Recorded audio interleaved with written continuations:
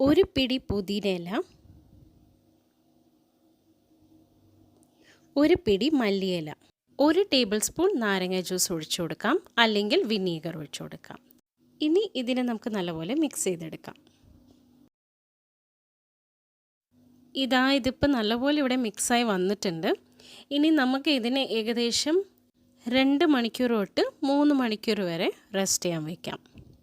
ഇനി നമുക്ക് ബിരിയാണിക്കുള്ള ചോറുണ്ടാക്കിയെടുക്കാം.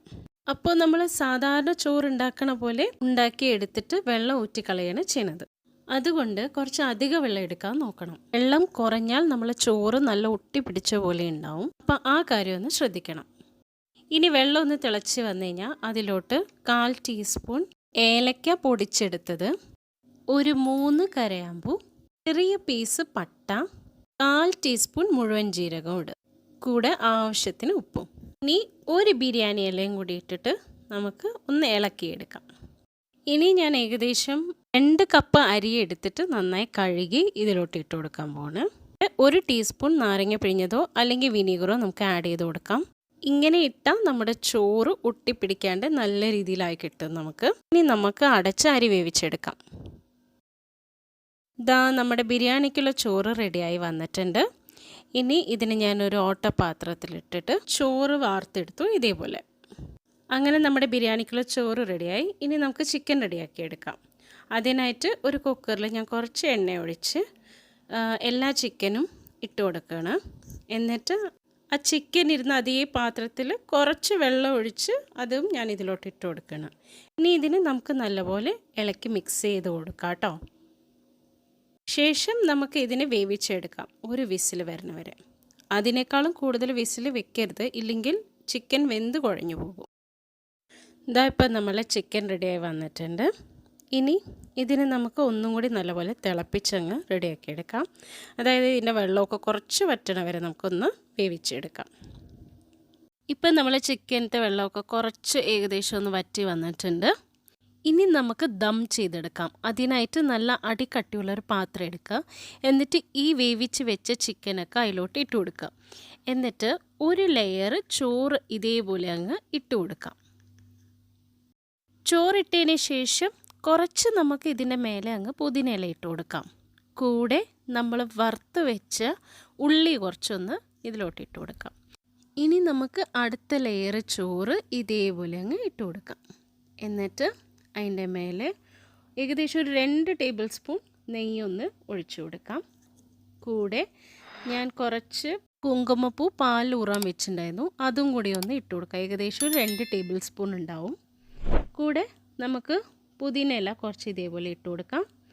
അതിൻ്റെ ഒപ്പം നമുക്ക് ഉള്ളി വറുത്തെടുത്തതും കൂടിയിട്ട് ഇട്ട് കൊടുക്കാം. ഇനി ഞാൻ ഇത് ദം ചെയ്തെടുക്കാൻ ഫോയിൽ പേപ്പറാണ് യൂസ് ചെയ്യണത്. അതായത് ഫോയിൽ പേപ്പർ കൊണ്ട് നല്ലപോലെ നമുക്ക് 2 ഭാഗത്തും ഇട്ട് അടച്ച് വയ്ക്കാം ടൈറ്റായിട്ട് ഇതേപോലെ. ഇനി നമുക്ക് പഴയ ഒരു പാന് ചൂടാക്കാൻ വെക്കാം. എന്നിട്ട് അതിൻ്റെ മേലെ നമുക്ക് ഈ പാത്രം അങ്ങ് വെച്ച് കൊടുത്തിട്ട് ഒരു അടപ്പ് വെച്ച് കൊടുക്കാം. നിങ്ങൾ അടപ്പ് നല്ല ടൈറ്റ് അല്ലെങ്കിൽ ഇതിൻ്റെ മേലെ നല്ല കട്ടിയുള്ളൊരു പാത്രം അല്ലെങ്കിൽ എന്തെങ്കിലും ഒന്ന് വെച്ചാൽ മതി. അപ്പോൾ നല്ല ടൈറ്റായിട്ട് അങ്ങ് ഇരിക്കും. ഇനി നമുക്ക് വളരെ ലോ ഫ്ലെയിമിൽ വെച്ചിട്ട് ഒരു 10 മിനിറ്റ് ഇതിന് ദം ചെയ്തെടുക്കാം. ഈ ലോ ഫ്ലെയിമിൽ വേണം ഇട്ട് ചെയ്യാൻ, ഇല്ലെങ്കിൽ അടി കരിഞ്ഞു പോവും. അപ്പോൾ അതൊന്ന് ശ്രദ്ധിക്കണം.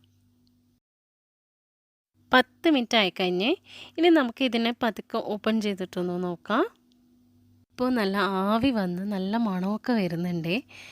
അപ്പോൾ നമ്മൾ അടിപൊളി ഹൈദരാബാദി ബിരിയാണി അങ്ങ് റെഡിയായി വന്നിട്ടുണ്ട്. എല്ലാവരും ട്രൈ ചെയ്ത് നോക്കണം. ഇഷ്ടമായ നിങ്ങളെ ഫീഡ്ബാക്ക് കമൻറ്റ് ബോക്സിൽ അറിയിക്കണേ.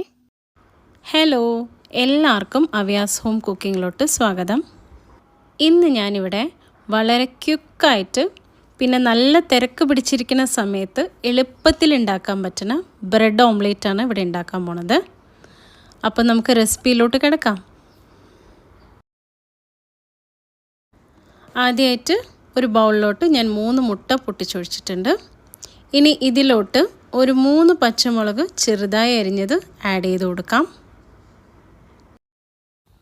ഒരു 2 ഉള്ളി പൊടിയായി അരിഞ്ഞത് ഇതിലോട്ട് ആഡ് ചെയ്ത് കൊടുക്കാം. ചെറിയ ഉള്ളിയും നിങ്ങൾക്ക് ആഡ് ചെയ്ത് കൊടുക്കാൻ പറ്റും. കൂടെ 1 ടീസ്പൂൺ ഉപ്പ് ഇതിലോട്ട് ആഡ് ചെയ്ത് കൊടുക്കാം. അല്ലെങ്കിൽ ആവശ്യത്തിനുള്ള ഉപ്പ് ആഡ് ചെയ്യുക. കൂടെ ഒരു 1/2 ടീസ്പൂൺ പെപ്പർ പൗഡർ ആഡ് ചെയ്ത് കൊടുക്കുകയാണ്. കൂടെ 1 ടീസ്പൂൺ കാശ്മീരി മുളക് പൊടി കളറിന് വേണ്ടിയിട്ടാണ് ആഡ് ചെയ്യണത്. നിങ്ങൾക്കിത് സ്കിപ്പ് ചെയ്യാൻ പറ്റും. ഇനി ഇതിൽ 1 ടേബിൾ സ്പൂൺ പാൽ ആഡ് ചെയ്ത് കൊടുക്കണം. പാലോ വെള്ളമോ എന്ത് വേണമെങ്കിലും ചേർക്കാം. നമ്മൾ മുട്ട നല്ലപോലെ സോഫ്റ്റ് ആവാൻ വേണ്ടിയിട്ടാണ് ആഡ് ചെയ്ത് കൊടുത്തത്. ഇനി ഇതിലോട്ട് ഞാൻ കുറച്ച് മല്ലിയില ആഡ് ചെയ്ത് കൊടുക്കണം. മല്ലിയില അല്ലെങ്കിൽ കറിവേപ്പില ഏത് വേണമെങ്കിൽ നിങ്ങൾക്ക് ആഡ് ചെയ്ത് കൊടുക്കാം. എല്ലാം ആഡ് ചെയ്തതിന് ശേഷം ഒരു ഫോർക്ക് വെച്ചിട്ട് ഇതിനെ നല്ലപോലെ മിക്സ് ചെയ്തെടുക്കാം. ഏകദേശം 1 മിനിറ്റോളം നല്ലപോലെ മിക്സ് ചെയ്തെടുക്കാം. ഇതേപോലെ മിക്സായി വരും. ഇനി നമുക്കിതിനെ സൈഡിൽ മാറ്റി വയ്ക്കാം. ഇനി ഓംലെറ്റിന് വേണ്ടി ബ്രെഡ് റെഡിയാക്കി എടുക്കാം. അതിനായി ഞാനിവിടെ 4 സൈസ് ബ്രെഡാണ് എടുത്തിരിക്കുന്നത്. ഇനി ഇതിലോട്ട് നമുക്ക് ബട്ടർ പുരട്ടാം. ഒരു സൈഡ് മാത്രം ബട്ടർ പുരട്ടിയാൽ മതി.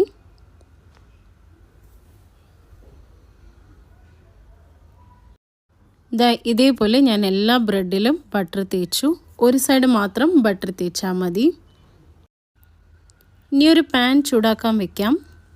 അതിലോട്ട് ബട്ടർ ആഡ് ചെയ്തിട്ട് നല്ലപോലെ സ്പ്രെഡ് ചെയ്ത് കൊടുക്കാം.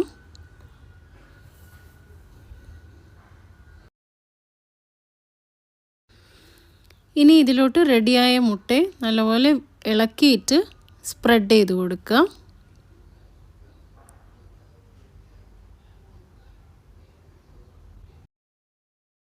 മുട്ട ഒഴിച്ച ഉടനെ തന്നെ ഇതിൻ്റെ മേലെ നമുക്ക് ബ്രെഡ് സ്ലൈസ് വെച്ച് കൊടുക്കുക. ഇതേപോലെ ബട്ടർ തേച്ച് വെച്ച ഭാഗം മേലോട്ട് വെക്കണം. എന്നിട്ട് ഇതേപോലെ നമുക്കൊന്ന് പ്രസ് ചെയ്ത് കൊടുക്കാം. ഏകദേശം ഒരു 1/2 മിനിറ്റിന് ശേഷം നമുക്കിതിനെ പതുക്കെ മറിച്ചിട്ട് കൊടുക്കാം. ഇതിനെ പതുക്കെ മറിച്ചിട്ടതിന് ശേഷം നമുക്ക് 1/2 മിനിറ്റും കൂടിയിട്ട് ഒന്ന് വേവിച്ചെടുക്കാം. ഇനി മുട്ടയുടെ 2 സൈഡിൽ കിടക്കണ്ടല്ലോ ഓരോ പാട്ട്, അതിനെ നമുക്ക് ഇതേപോലെ കവർ ചെയ്ത് വെക്കാം മേലോട്ട്.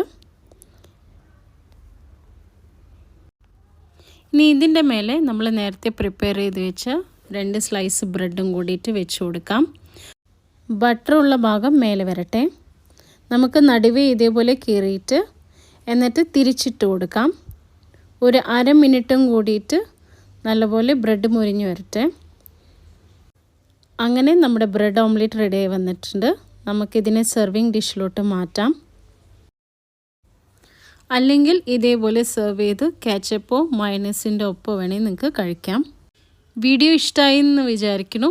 ഇനിയും പുതിയ റെസിപ്പി ആയിട്ട് നമുക്ക് വീണ്ടും കാണാം. അതുവരേക്കും ബൈ. ഹലോ, എല്ലാവർക്കും അവിയാസ് ഹോം കുക്കിങ്ങിലോട്ട് സ്വാഗതം.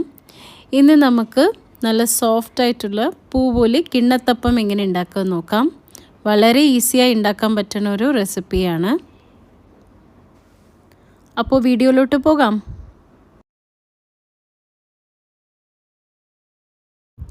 അപ്പം ഞാൻ ഇതിനു വേണ്ടി അരിപ്പൊടിയാണ് എടുത്തിരിക്കുന്നത്. നമ്മൾ അപ്പം ഇടിയപ്പത്തിന് ഒക്കെ ഉപയോഗിക്കുന്ന അതേ അരിപ്പൊടിയാണ് ഉപയോഗിച്ചിരിക്കുന്നത്. നല്ലപോലെ ഫൈനായി പൊടിഞ്ഞ അരിപ്പൊടി തന്നെ വേണം, എന്നാലേ റെസിപ്പി നന്നായി വരത്തുള്ളൂ. ഇനി ഞാൻ ഇതിലോട്ട് 1 കപ്പ് ചൂടുവെള്ളം ഒഴിക്കാൻ പോണ്. നല്ല ചൂടുള്ള വെള്ളമാണ് ഒഴിക്കുന്നത്. നമ്മൾ എത്ര അളവിനാണോ അരിപ്പൊടി എടുത്താൽ അത്ര അളവിന് നമ്മൾ ചൂടുവെള്ളം ഒഴിച്ചു കൊടുക്കണം. അതാണ് ഇതിൻ്റെ കണക്ക്. ഇനി ഇതിനെ നല്ലപോലെ നമുക്ക് മിക്സ് ചെയ്തെടുക്കാം. ഇതിപ്പോൾ നല്ലപോലെ കുതിർന്ന് വന്നിട്ടുണ്ട്. ഇനി ഇതിലോട്ട് ഞാൻ തേങ്ങാപ്പാൽ ആഡ് ചെയ്ത് കൊടുക്കണം. നല്ല കട്ടിയുള്ള തേങ്ങാപ്പാലാണ് ഞാൻ ആഡ് ചെയ്ത് കൊടുക്കണം. 1 കപ്പ് തേങ്ങാപ്പാലാണ് ഞാനിപ്പോൾ ആഡ് ചെയ്യണത്.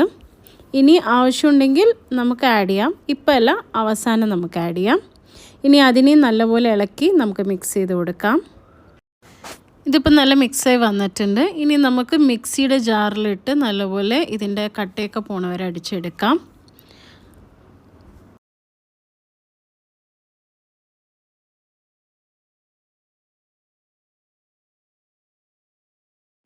ഇനി നമുക്ക് ആവശ്യത്തിന് പഞ്ചസാര ആഡ് ചെയ്ത് കൊടുക്കാം.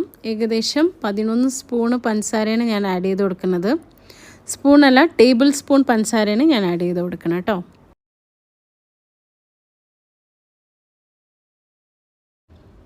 കൂടെ ഒരു 3 ഏലക്ക ആഡ് ചെയ്ത് കൊടുക്കുന്നുണ്ട്. നിങ്ങൾക്ക് വേണമെങ്കിൽ ഒരു 1/2 ടീസ്പൂൺ ഏലക്കപ്പൊടി ആഡ് ചെയ്ത് കൊടുക്കാം. പിന്നെ 1/2 ടീസ്പൂൺ ജീരകം പൊടിച്ചതാണ് ആഡ് ചെയ്ത് കൊടുക്കുന്നത്. മുഴുവൻ ജീരകം വേണമെങ്കിലും ഇടാം. എനിക്ക് മുഴുവൻ ജീരകത്തിൻ്റെ ടേസ്റ്റിനേക്കാളും ഇതാണ് ഇഷ്ടം. ഇനി ഞാൻ ഒരു മുട്ടയുടെ വെള്ളയാണ് ആഡ് ചെയ്ത് കൊടുക്കുന്നത്. മുട്ടയില്ലാതെയും നിങ്ങൾക്ക് ഉണ്ടാക്കാൻ പറ്റും. മുട്ടയിടുമ്പോൾ നമ്മൾ കിണ്ണത്തപ്പം കുറച്ചും കൂടി സോഫ്റ്റായി വരും. ഇനി ഇതിനെ നമുക്ക് നല്ലോണം അരച്ചെടുക്കാം. ഇവിടെ ഇപ്പോൾ ഞാൻ നല്ലപോലെ അടിച്ചെടുത്തിട്ട് വന്നിട്ടുണ്ട്. ഇനി ഇതിനെ നമുക്കൊരു ബൗളിലാക്കിയിട്ട് നല്ലപോലെ മിക്സ് ചെയ്തെടുക്കാം. കൂടെ ഞാനൊരു പിഞ്ച് ഉപ്പ് ആഡ് ചെയ്ത് കൊടുക്കുന്നുണ്ട്. ഇനി ഞാൻ ഇതിലോട്ട് തേങ്ങാപ്പാലൊന്നും ആഡ് ചെയ്യുന്നില്ല, കാരണം വെച്ചാൽ കൺസിസ്റ്റൻസി എല്ലാം കറക്റ്റായിട്ടുണ്ട്.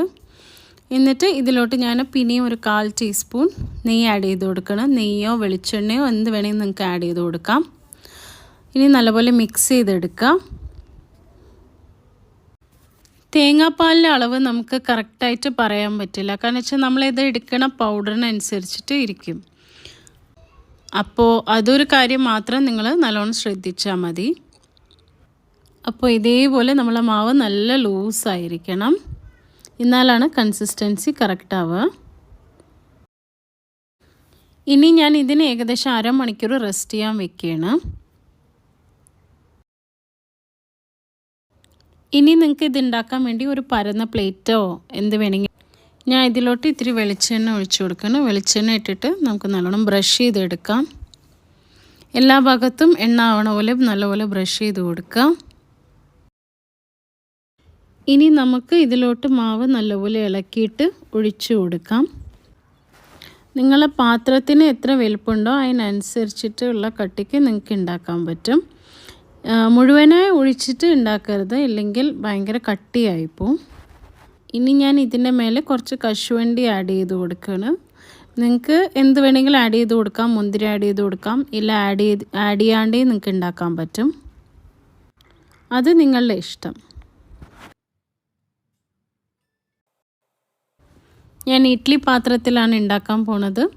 ഇപ്പോൾ വെള്ളമൊക്കെ തിളച്ച് നല്ലപോലെ ആവിയൊക്കെ വന്നിട്ടുണ്ട്. ഇനി ഒരു മീഡിയം ഹൈ ഫ്ലെയിമിൽ നമുക്കിതിനെ അടച്ച് വേവിച്ചെടുക്കാം. ഒരു 10 to 15 മിനിറ്റ് വരെ ഇരുന്നോട്ടെ.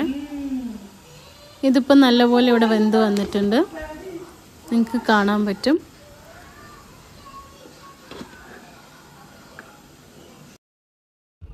ഇപ്പോൾ ഇത് നല്ലപോലെ ആറി വന്നിട്ടുണ്ട്. ഇനി നമുക്കിതിനെ കട്ട് ചെയ്തെടുക്കാം. നിങ്ങൾക്ക് ഏത് ഷേപ്പിൽ വേണമെങ്കിലും കട്ട് ചെയ്യാം. അങ്ങനെ അരിപ്പൊടി കൊണ്ട് വളരെ ഈസിയായി തയ്യാറാക്കാൻ പറ്റുന്ന കിണ്ണത്തപ്പം റെഡി ആയിട്ടുണ്ട്. വീഡിയോ ഇഷ്ടമായാൽ താഴെ കാണുന്ന ചുവന്ന സബ്സ്ക്രൈബ് ബട്ടൺ പ്രസ് ചെയ്തിട്ട് സപ്പോർട്ട് ചെയ്യണേ.